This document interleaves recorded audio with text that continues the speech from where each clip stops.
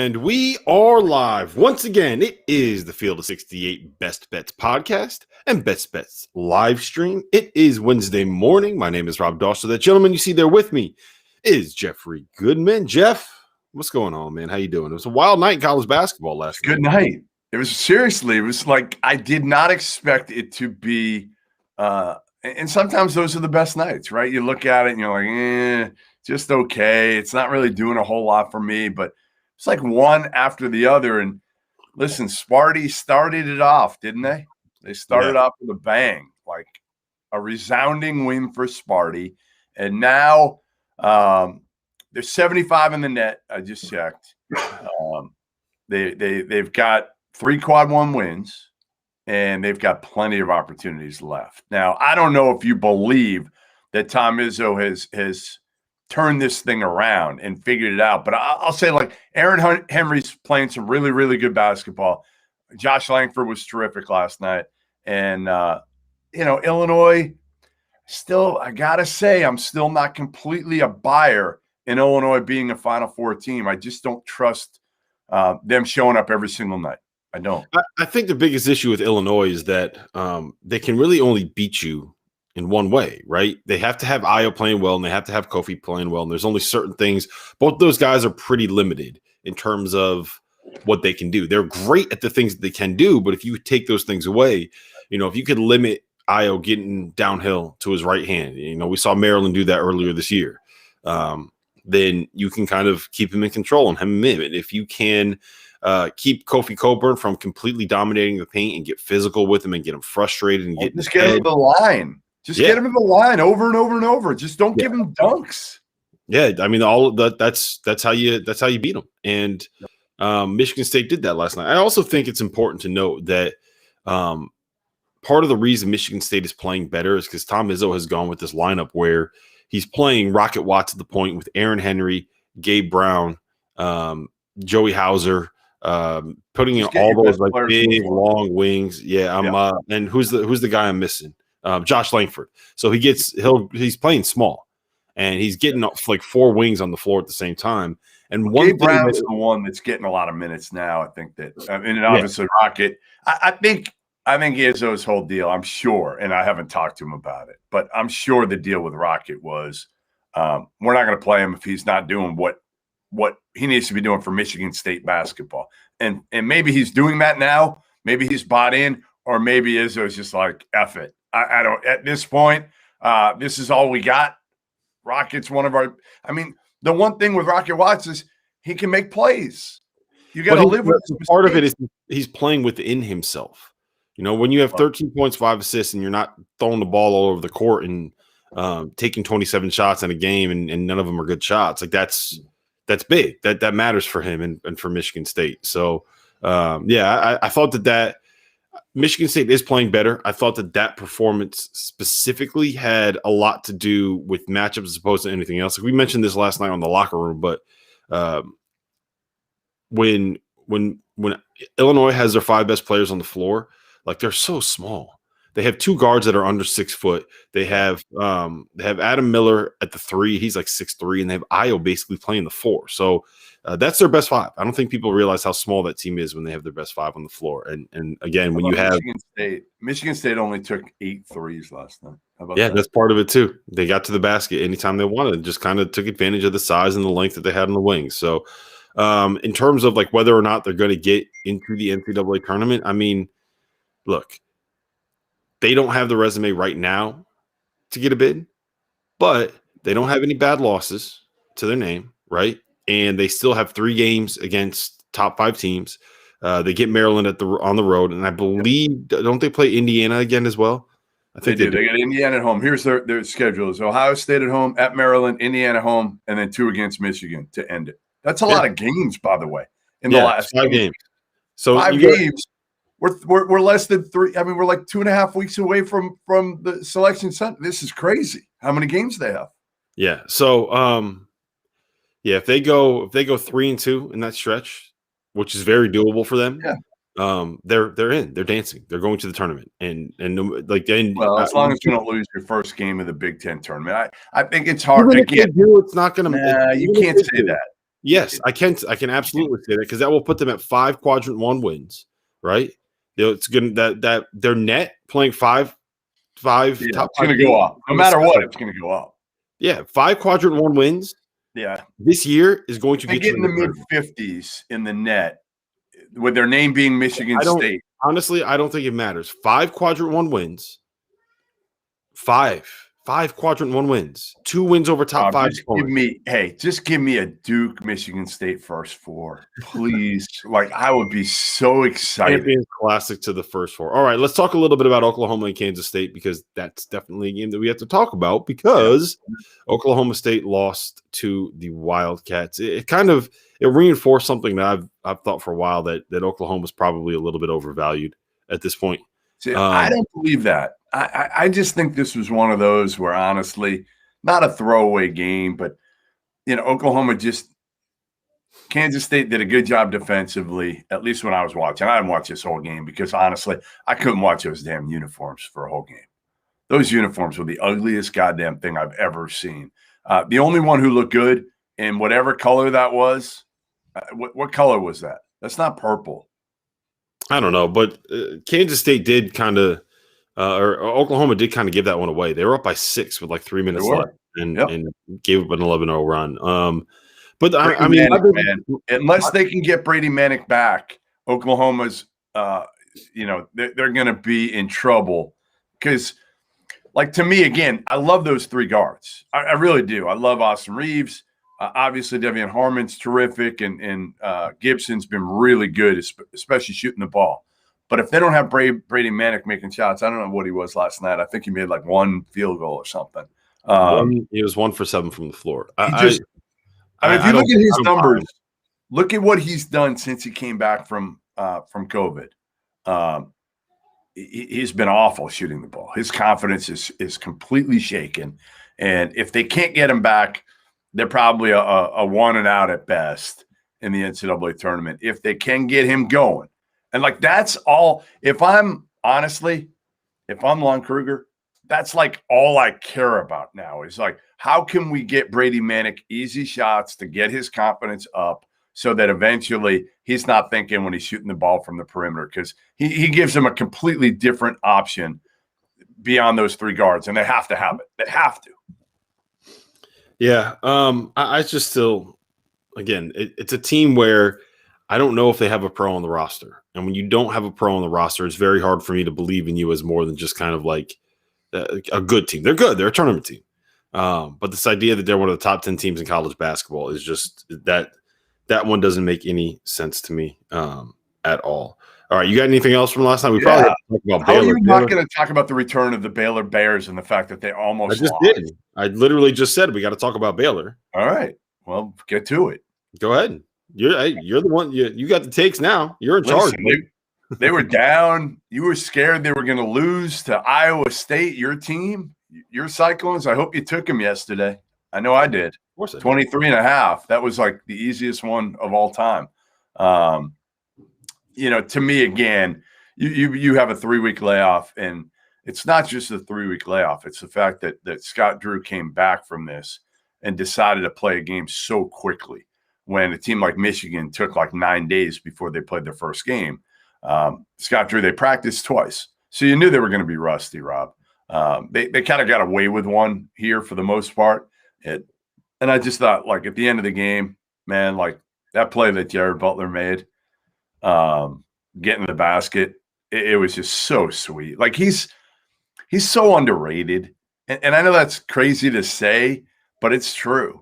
When you talk about a guy who's, I know you laughed at me with the David Duke comments earlier this year, being one of the better all-around guards, top 5 all-around guards in college basketball. Jared Butler might be number 1 all-around guard. He might be. I mean, really, really good defensively, could score in a variety of ways, can make people better. Obviously, they play with 2-point guards, so that helps. So his numbers aren't going to be great because he's on a team with a lot of weapons. But if you put him in another team, if you put him on Illinois, say, what would Jared Butler's numbers look like? I mean, they'd look really good. I don't know if they'd necessarily be all that much better than what he has right now. And honestly, the numbers aren't the thing that stands out to me. He's an automatic first team All-American, like without any kind of question. So like, what else do you want from him? Yeah, I just don't think enough people talk about him like he's an automatic first team All-American. I think it's Garza, Io. You got the guys. He hasn't played in 3 weeks. Yeah. So what are we going to talk about with Jared? Like he hasn't played in 3 weeks. We haven't seen him, and he came out today. And he came out last night. He was. I've actually seen him. I've talked to him a couple times through that. It was yeah. I mean, look, the big thing with Baylor was they had 2 practices before they played, and those guys were like stuck in their room. And our Baylor podcast had their strength and conditioning coach on, who basically said like those guys weren't really allowed to do anything. They were sneaking in like air squats and jump squats and push-ups when they were in their rooms and they were isolated, but like that was it. So it wasn't a surprise to me that they looked as rusty as they did. And I think you made the point that when Michigan came back from theirs, they had a week worth of practices to kind of get back up to speed a little bit. And they still came out slow against Wisconsin and had to make a comeback in that game as well. What about Texas making that comeback? They were down by 14 in the second half and came back and beat Kansas. That was the biggest win of the night. That was the biggest, most important win of the night because it's a team that could actually do something. Mm-hmm. Like if they get their act together, which they look fine. Like there were no more arguments, at least that I saw. Well, there was a moment in the second half when the whole team was on the bench during the comeback, and Courtney Ramey walked down the bench and just was like yelling at everyone, like "Let's go, let's go, let's go!" Like, and Andrew Jones was one of those guys. So it's. Did you think Andrew was going to like punch him or something? No, it was good to see that they kind of like they moved past it. You know, it's one of those things where sometimes you just kind of have to get it out, right? Like sometimes you got this built up frustration, this pent up frustration, and you don't think I know that? You don't think I know that for the last few months? Yeah, I mean, you have to say what you have to say sometimes and get it off your chest. And, you want me to do that right now? You want me to say what I got to say about working with you for the last few months? Well, I mean, you've been saying it, so like you say it every day. Yeah, but I mean, that was big because if Texas can get it going, like that's to me, they are the team that has the highest ceiling in the Big 12, not named Baylor. Yeah, right. Like they're the team that if they get it going, they can make it the farthest in the NCAA tournament. I look, West Virginia can beat anybody on the right day when their shots are going down, but it's hard for me to buy into a team that struggles defensively the way that they struggle. Kansas just does not have. They don't have the ceiling that other teams do because they don't have that go-to guy, that star player. I don't think there's like Oklahoma, whatever, Texas Tech, meh. Yeah, it's Texas. If they can get it going, they're the second best team in the Big 12. Anything else? UConn got it going last night. Villanova got it going last night. Your Johnnies did not. I actually had a good night. I don't know what this clown's saying. Akron, Missouri, St. Louis, and St. John's weren't good, but Louisville, Florida, Iowa State. I had Nebraska. I had UConn. I had Pacific. So I had a good night actually. I made some money yesterday, so I feel good. Yeah, I did too. I'm back getting winning ways. And yeah, Joe. I mean, Nova's looking good. The big thing for me is that they're starting to defend better than they were before. Like that to me, that's kind of where Villanova turns into a national title contender again.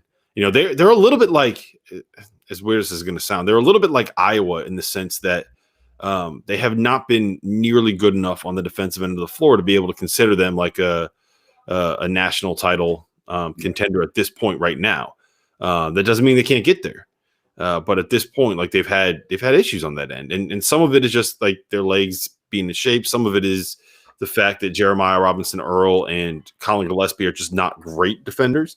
Yeah, that's my problem. I just don't know if they've got the athleticism to be great defensively. That's my bigger issue with this Villanova team, to be honest. I like them. I don't love them.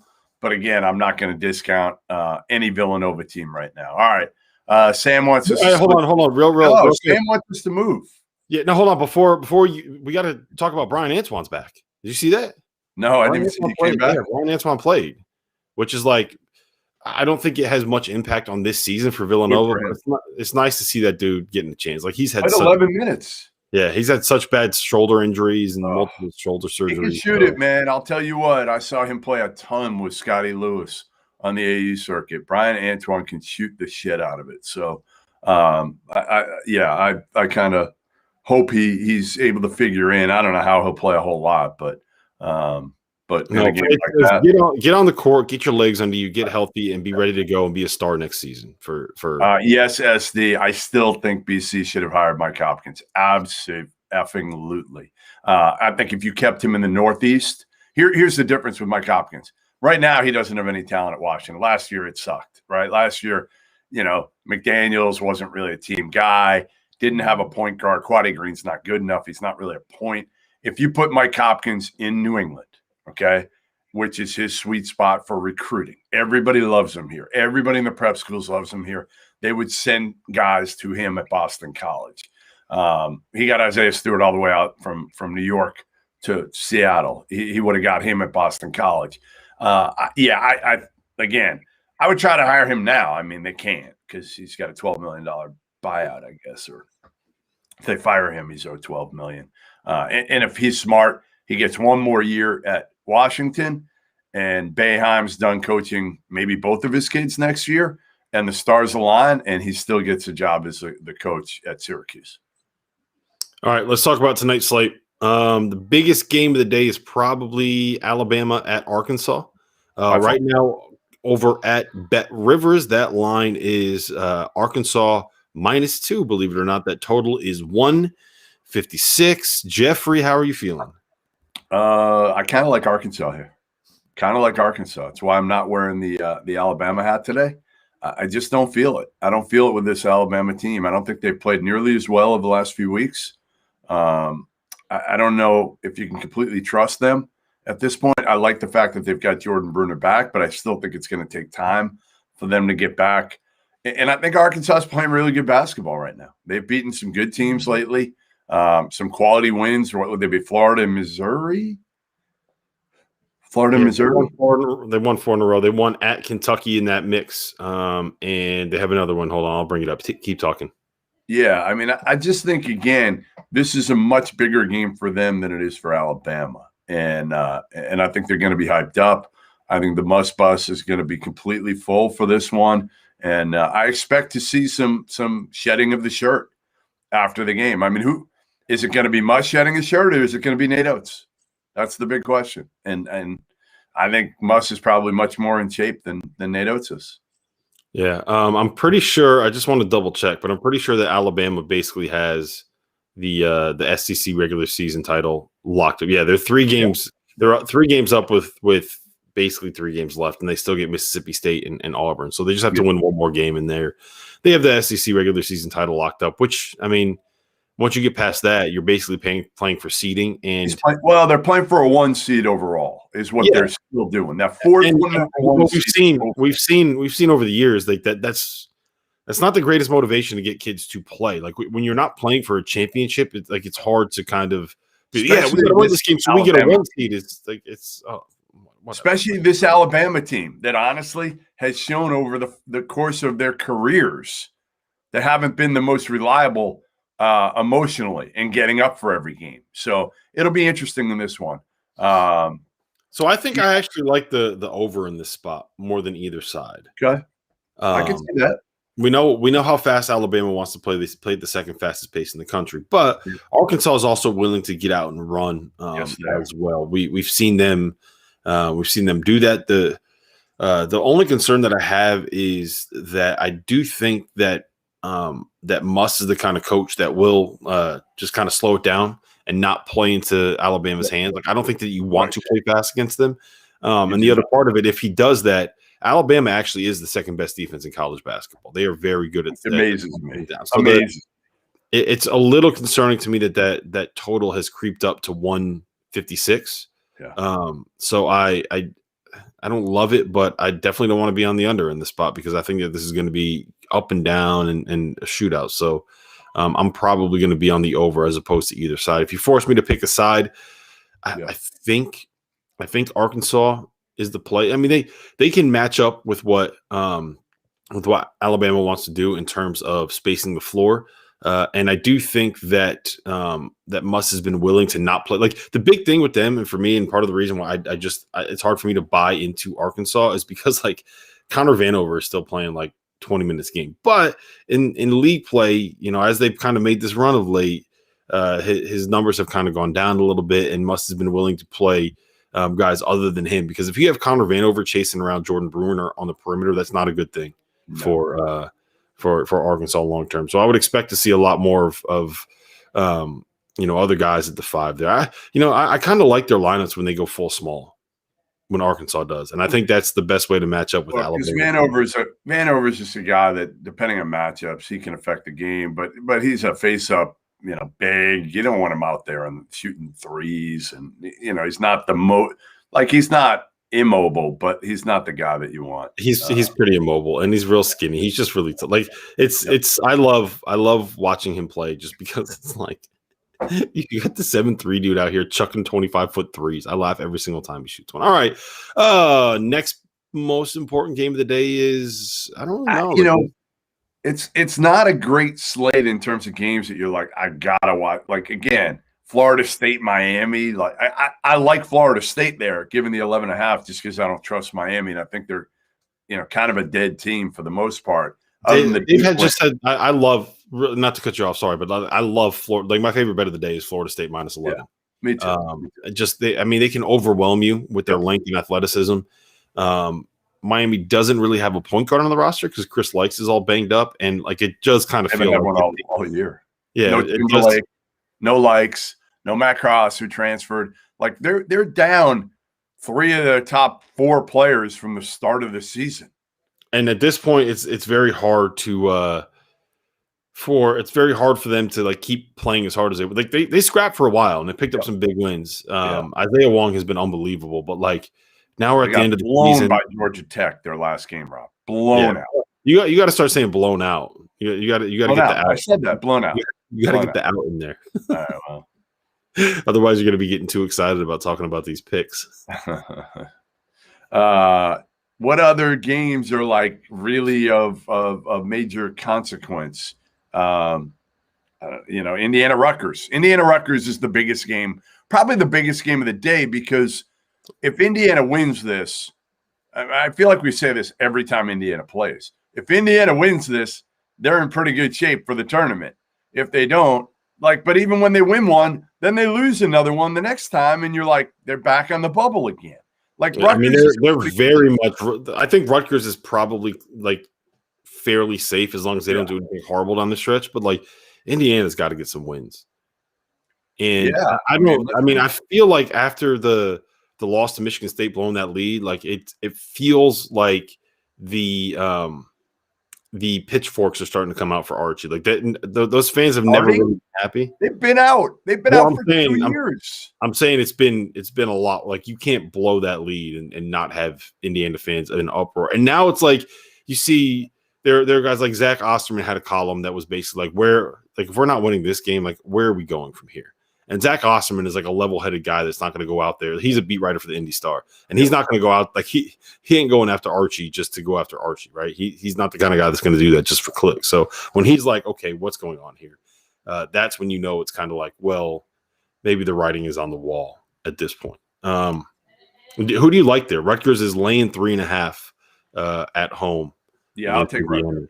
I'll take Rutgers. I just don't trust anybody on Indiana not named Trace Jackson Davis. How's that? Not one guy. Not one guy on their team that you know what you're going to get every single night other than Trace. Rutgers went through that awful stretch, but I thought, they've rebounded from that pretty well. They beat Indiana earlier this year. It was a close game, but, I think Rutgers, again, they haven't been great lately, but I think at home, and again, I know the fans, it's not the rack, but I just think, to me, 3.5, I think Rutgers covers. Yeah, the big thing is going to be Miles Johnson and whether or not he gets into foul trouble for me. He's a guy that can actually defend Trace Jackson Davis. And, it's not like they have anyone else that has really been effective kind of in that position. I don't think that Big Cliff he's a great athlete and a great rim protector and a great guy rolling to the rim. He's but not ready for this. Yeah, I mean, that's a tough matchup for him. So, like, if Miles Johnson can stay out of foul trouble, which is no guarantee, I think that they have a pretty good shot. Just because, like, Rutgers has so many little guards that are able to penetrate. But the most important thing for them, like, Rutgers is never going to be able to hit their ceiling if Ron Harper Jr. does not get out of this, like, massive slump that he's been in. He was so good early in the year. We were like, remember, he was through the first, 10 games, he was like a first-team All-American candidate, and then he just came down to earth completely. Yeah, so he finally hit a 3 against Michigan to kind of break this streak where he missed. But that was the first 3 that he hit since the last time that they played Indiana on January 24th. Oh, man. In the last month, here we are. Here we go. I'm going to add it all up. 0 for 6 against Michigan, 0 for 4 against Northwestern, 0 for 2 against Minnesota, 0 for 4 against Iowa, 0 for 3 against Northwestern. That's 0 for 19 total. 1 for 4 against Michigan. That's 1 for 23. And 0 for 4 against Maryland, their last loss. He's 1 for his last 28 from 3. In that game against Indiana, he was only 1 for 5. Hey, Joe, on Seton Hall, they gotta. I mean, I think they gotta probably win these last 3. They got Butler on the road here tonight. Then a week they get UConn at home. That's a huge one. And then you can't slip up and lose to St. John's on the road. I think you might need all 3 and then do some work in the Big East tournament. Here's the thing. Here's the thing, though. Bracket Matrix has Seton Hall in right now. Wow. Think about it like this. Like the team that is kind of right on the cut line right now for Bracket Matrix is Wichita State and Stanford, right? And St. Louis and Richmond and Syracuse. So it's amazing. I mean, it is amazing. We look at it, and a lot of these teams that haven't done a whole hell of a lot, but every year that's the case now. I mean, teams get in at the back end of the tournament now that you're just like, really? Can't we contract? We've made the point this year over and over again, and I think it deserves reiterating that no one's played a full season, so everybody's profile is going to look a lot worse than it normally does. Yeah. Just because when you're 22 games in, it's normally like the end of January, right? Sometimes in the middle to the end. You don't have as many if you're Seton Hall. I mean, look at what you had in the non-conference. You lost to Louisville out of the gates. You got Iona. You lost to URI. You lost to Oregon. You're shot. You got Wagner. You have Wagner. You had Penn State. Like, you just didn't have enough in the non. You only had 6 shots instead of 13. Now, some of those will be bye games. They didn't play a lot of bye games this year, but they had a rough start because of their pauses early in the season that really affected them against like URI. They're not losing that game if they play URI. Right. So what other lines do you like? I kind of like Vanderbilt +7 at home against Tennessee. You love Stack though. Vanderbilt's been playing better. Like he's coaching them well, man. Like their last. So here's what's happened in their last since they got blown out at home by Arkansas when he called out his team. They lost by 7 at Florida. Yeah. They beat South Carolina at home by 12. They lost by 3 at Georgia. They lost by 6 at home to Auburn. They beat Mississippi State. They lost by 4 at home to Kentucky, and they lost by 4 at Alabama. They've been playing tough. They've been playing close. And it's not like he's done anything to make us be all that impressed by them. No doubt. Stack is coaching them up, but I'm going to take the 7 and head to the bank. I'm going to lay the 7. Yeah, I was going to say, okay, so you're doing the same thing that I am? Okay. No, I'm going. Aren't you going with Stack here? Yeah, but I'm going like the only line that I have a great feel on is Florida State -11. So everything else is just going to be. I want to make sure that we give some picks. I don't love it, so it'll be small. I'll have something on it, but it'll be small for me. I also I'm going Tennessee there, laying the points. I'm going Arkansas. I just think that line to me screams. The other one I like St. Bonaventure. To be honest, they're getting 1.5 points at Davidson, and I like the matchup in that one. Davidson's only played twice since January 24th. They lost to St. Bonnie's at St. Bonnie's last week by about 10. So I just like the matchup there. I know we generally like to split when these two teams play within such a short period of time, but I like Mark Schmidt and the Bonnies, and Schmidt's probably doing a little bit of trying to make sure he gets in the mix for that Boston College job at his alma mater too. So, all right. So two more I want to talk about before we move on. Yeah. Virginia -11 against NC State in the bounce back spot. NC State's banged up. Yeah. I feel like the way that NC State wants to play, which is kind of, get up and down, get to the offensive glass, try to force some turnovers. I don't like it. I don't have a feel for it. I don't have a feel. Yeah, I don't think that the way that NC State wants to play is the stuff that Virginia is so good at, just shutting down and choking off and cutting off. So I kind of like them there. I like Virginia there. I'm sorry. And then I like Tulane +12 at Memphis. It's never going to feel comfortable, but Memphis is coming off of an 18-day pause. So those are the how many is that? So I like Florida State -12. I like Tulane Florida State -11, Tulane +12, Arkansas, Alabama over 156, Virginia -11, and then Vandy +7. That's where I'm going to be tonight. Favorite bet of the day is Florida State. People have been I'm with you. Florida State. I got Tennessee. I got Arkansas. I got the Bonnies, and I'm going to go Loyola, Maryland. They're playing American, and what's the line there? Had it. No, I don't have it. What's the line with that? Loyola. Let me bring it up.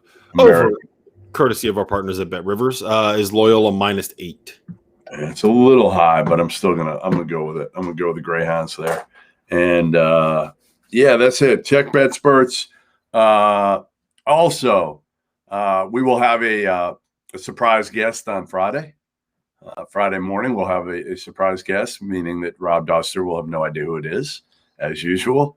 And I think we'll also do something soon where, Rob, and I don't know how you feel about this. I'm gonna run it by you just because, I think it's the right thing to do here. I think we should bring on a viewer, a loyal viewer, and bring somebody on at some point, maybe next week. We have a day. So make your case. If you want to come on and make an appearance on this, one of you guys that again is loyal and is here with us every day, let us know. All right. So you can hit me. You should see on Twitter, I believe I have my email address. So make sure you email me or DM me. DMing me on Twitter is fine too. So as long as it's not that PJ guy from St. John's. Yeah, PJ, no, PJ. I don't think he gets up this early to listen to the stream. I think he's still recovering, Should be in school. He's a sophomore in high school, supposedly. Yeah, allegedly. All right. We will see you guys again tomorrow morning.